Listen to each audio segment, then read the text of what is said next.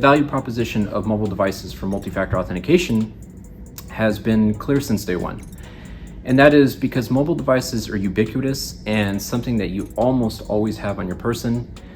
It only makes sense to double as a proof of something that the user has for multi-factor authentication. From a user experience perspective, the value proposition has always been quite clear. However, the challenge, and as is always the case, is balancing usability and security. And naturally, as our personal devices have become, ever more connected, especially by comparison to a dedicated hardware device, the surface attack area has only ballooned over the past decade. 10 years ago, the primary concern for soft token was really around prevention of key cloning. And while that remains the case today, the threat landscape has evolved and is far more sophisticated. Consequently, the security purview has broadened as well. Today we have to employ techniques to ensure that the mobile app is not being tampered with during runtime and to prevent malware attacks. Things like code obfuscation, jailbreak detection, various tamper detection techniques, both dynamic and static. There's a whole range of techniques that we can employ to ensure that the app is not being tampered with. Some of these new methods that we can employ in mobile authentication are real-time risk scoring and asymmetric key-based digital signing, either by proprietary means or standardized approaches like FIDO.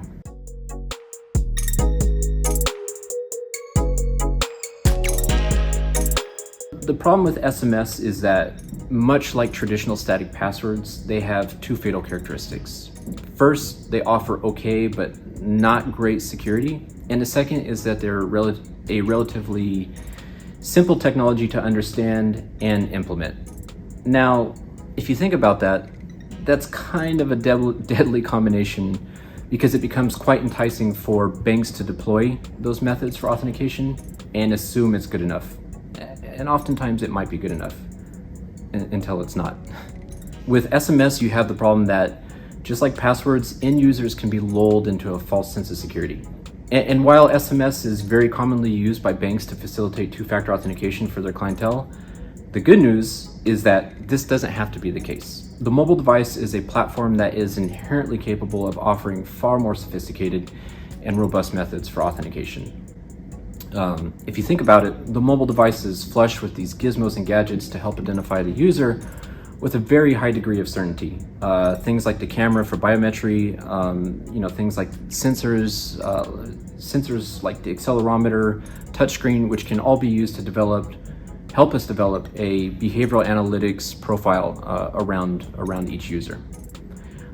If you couple that with the inherent abilities of these devices to be able to securely protect secrets or keys using hardware-backed methods like a secure enclave or a trusted execution environment, all of a sudden you have an extremely capable device for authentication and identity assurance. The trick, we believe, is providing banks with a toolkit with a range of capabilities that can be applied depending on the user's journey or unique set of circumstances, such as a risk profile. So that's why we believe that when these methods are blended, banks can really strike a nice balance between a great user experience and top-notch security. Well, from a UX standpoint, push authentication has some very nice properties, some of which are similar to SMS authentication, in that the user is notified on their device when the authentication request is pending, and this helps guide the user through the authentication journey. But when compared to SMS authentication, push authentication is not susceptible to SMS to SIM clone attacks. So in that respect, it might offer a slightly improved security posture. However, while push notifications may arguably be more secure than SMS, our push authentication solution does not explicitly depend on the inherent security of push notifications. Rather, we leverage push notifications strictly for the enhanced user experience properties that they bring. And we rely on establishing a dedicated secure channel between the user's device and the backend server. First, beginning at the transport layer with a trusted TLS session between the server and the client, We also use advanced techniques like certificate pinning to ensure that we have established with explicitly trusted systems in the backend. Then on top of that, on top of the TLS channel, we create a dedicated encryption channel that relies on device-specific or user-specific keys to communicate to the server. And finally, for the actual authentication itself, we rely on asymmetric keys for their digital signature and non-repudiation properties.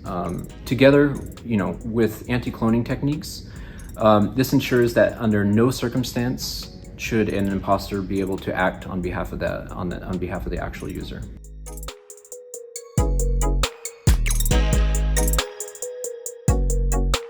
I mean, there's a couple things that banks should probably look for when designing a comprehensive authentication solution to protect their customers. First is flexibility. If you want to strike the best blend between UX and security, it's really important to understand that there's really no size-fits-all method. Rather, it's best to take a mindset of applying the right tool for the right job.